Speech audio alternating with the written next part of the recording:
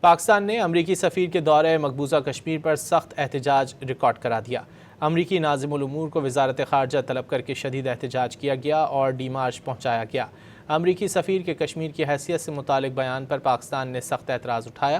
پاکستان نے کشمیر کو بھارت کا حصہ قرار دینے کا بیان دو ٹوک الفاظ میں مسترد کیا۔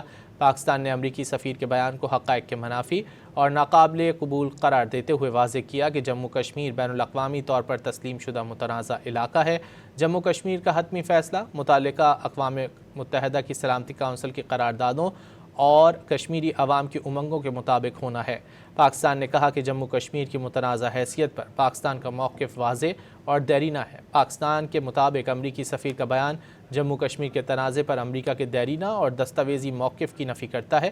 پاکستان نے صدر ڈونلڈ ٹرمپ کی جانب سے پاکستان اور بھارت کے درمیان مسئلہ جموں کشمیر کے حل کے لیے ثالثی کی پیشکش کو بھی سراہا۔